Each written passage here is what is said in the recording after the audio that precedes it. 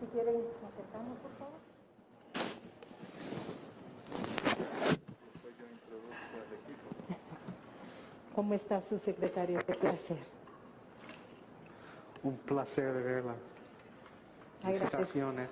Gracias. Agradecerle mucho su presencia aquí. Quería contarle, vicepresidenta. ¿Ya? Quería contarle, vicepresidenta, que la decisión fue acertada de poder enviar a Honduras al subsecretario Nichols, porque logró con el diálogo generar esa paz, sentarse con los distintos sectores y ser muy claros que el gobierno del presidente Biden, su deseo era el respeto de la democracia en los países y que era necesario para el pueblo de Honduras generar la paz y la tranquilidad en el proceso electoral que tuvimos el 28 de noviembre.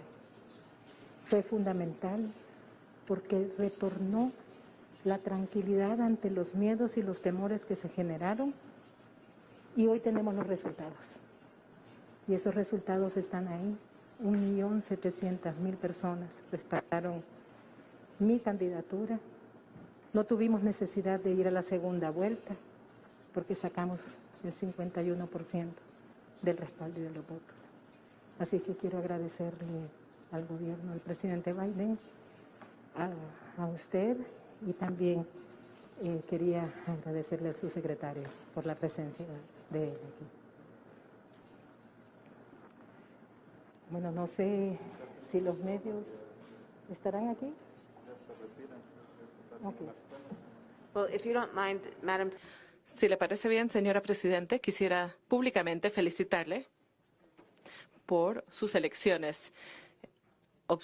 Observamos el proceso electoral muy de cerca y en nombre del presidente Biden y en mi nombre le deseamos muchísimo éxito. Sabemos que su elección fue una elección democrática, que el pueblo se pronunció. Yo estuve ahí presente para atestiguar la ceremonia de su investidura y queda claro que usted tiene el apoyo de muchísimas personas de este país tan bello e importante. Nuestra perspectiva de los Estados Unidos en cuanto a nuestra relación con Honduras es una perspectiva que nosotros creemos que nuestros países, al igual que muchos países hoy, están interconectados e interdependientes. También los Estados Unidos reconoce que somos vecinos e integrantes del hemisferio occidental y como vecinos tenemos una relación que es importante y podemos afectarnos los unos a los otros. Y en particular, hoy, en nuestra relación, como lo hemos hablado en nuestra conversación telefónica, espero aliarnos en muchos sectores, incluido el trabajo que podemos hacer para abordar la prosperidad económica de Honduras.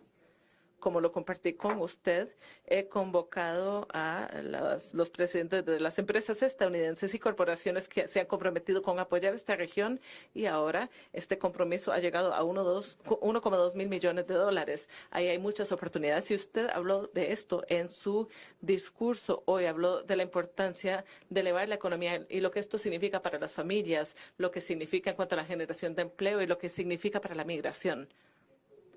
En particular, entendí el punto que usted y yo hemos hablado antes, es decir, que la mayoría de las personas no se quieren ir de sus casas, no quieren dejar el lugar donde van a la iglesia, donde está su abuela, y si se van, por lo general, es porque o huyen de algún daño que se les produce o no pueden satisfacer las necesidades básicas de sus familias si se quedan. Por lo tanto, la esfera de cooperación y el trabajo que haremos juntas sobre la prosperidad económica será de suma importancia con respecto a ese punto y la migración irregular. Lo hemos hablado hoy, usted lo mencionó prolongadamente en su discurso hoy, habló sobre la importancia de luchar contra la corrupción. Tengo un interés particular en este tema y el presidente también, y compartimos también con su gobierno y compartimos su promesa de campaña, esta prioridad y hacer lo posible como socios para abordar este tema, que es un problema no solamente con respecto al país, pero tiene que ver también con la prosperidad económica.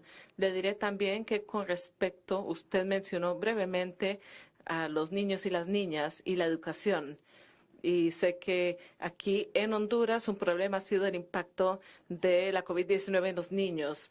Hasta el momento los Estados Unidos ha donado 3,9 millones de vacunas. Con base en nuestra última conversación, me enorgullece informarle hoy que hay cientos de miles de dosis adicionales que llegarán aquí en los próximos meses.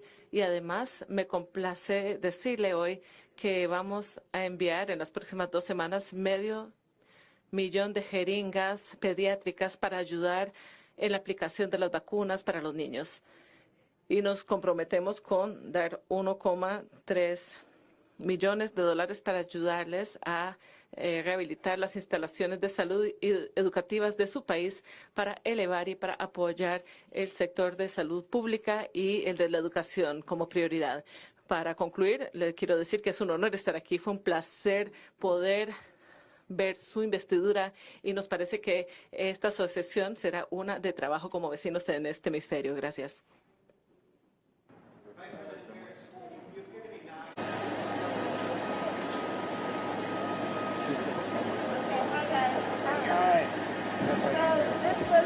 An important trip, and this was an important trip.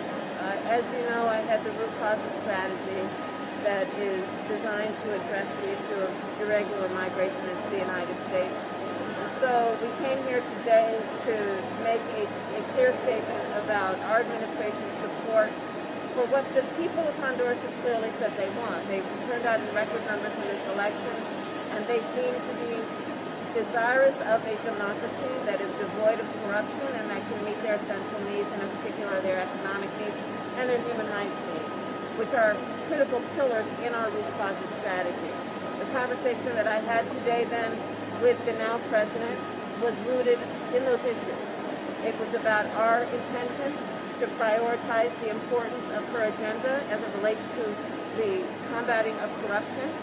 I talked extensively about why that is important. There are obvious reasons, but the reasons include a connection to the second point, which is the need for them to have economic security and to do well economically so that their people don't want to leave. And the connection is pretty obvious. When we talk about our attention to dealing with the economic support we can give countries in Central America, a lot of it includes partnerships with CEOs and with our private sector in the United States, with American corporations. Well, they want to know they can do business in a country where there will be adherence to rule of law, where there will be consistency in terms of a judiciary, where there will be consistency in terms of regulations. So these issues are interconnected. And speaking of interconnection and interdependence, not only is there an interconnection and interdependence between the United States and Honduras on these issues as it relates to the effect, which is irregular migration, but also we talked about the public health issues that are confronting all of us. We talked about COVID-19 and the work we have already done as an administration to assist Honduras and the work we will continue to do. The President has a particular interest in addressing the pediatric needs of her population, and so we discussed some of the detail in that regard. It was a good discussion. It was in-depth. There were many do-outs, and we look forward to a partnership, and we feel very optimistic about the future potential of this relationship. President Harris, when you compare the 3 Northern Triangle countries, are there different things that each of them need? Because you've gone to Guatemala, you've been there, you've been to Honduras for the first time. What are the differences that the 3 different countries need? One aspect of this that I fully appreciate is that they do not want to be considered, nor are they a monolith. So each country has its own identity, its own culture, its own history, and that should be respected, which is why you will see that I rarely, if ever, refer to it as the Northern Triangle. because that then treats it as a monolith when it is not. So, but there are commonalities, to be sure, but of different proportions on the issue of what they need in terms of economic assistance, for example. There are commonalities that are true for the entire Western Hemisphere in terms of the impact of the climate crisis, and that what that means in terms of our ability for farming, for an agricultural economy. There are commonalities in terms of the concern that we have about corruption, certainly commonalities about irregular migration, including the issue of human smuggling and human trafficking. But there are varying degrees in each, and for that reason, our level of attention to each issue is different and is moderated based on the needs of that particular country. Can you reflect on the retirement? Can you reflect on the readout today? We did not see anything about China. I'm wondering if either in your conversations today or your conversations in December, this is China, Taiwan, that relationship is something that came up, and how you addressed it. Well, we did not discuss China, but certainly you probably know the Vice President of Taiwan was there. He came up and introduced himself to me. And the brief conversation that we had was really about a common interest in this part of the region, and apparently Taiwan's interest in our root causes strategy. Can you reflect on the retirement of Justice Breyer and what role you're going to play in advising the president as he makes his decision? Well, my entire life as a practicing attorney, I will tell you I have a great deal of respect for Justice Breyer and his legacy and his commitment, in particular to those words etched in the United States Supreme Court outside wall, equal justice under law. He has truly been a champion of equal justice under law. And as it relates to his retirement, I wish him well, of course, and thank him for his legacy.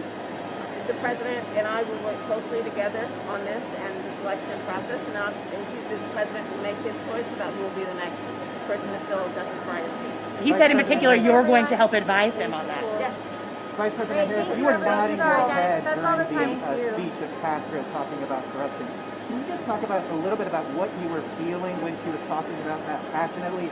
And also, a lot of the American people are concerned that things won't move fast enough. How soon do you think this relationship could materialize into some positive impact? Great question. So I was impressed with the passion with which she talked about her priority on addressing and combating corruption in this country. And that fuels my optimism about our ability to partner on that issue, because again, it's a priority issue for us in terms of our root causes strategy and any investment in this country going forward. I think that on the issue of what this will mean in terms of the timeline, the root causes strategy has always been clear, and we have been clear.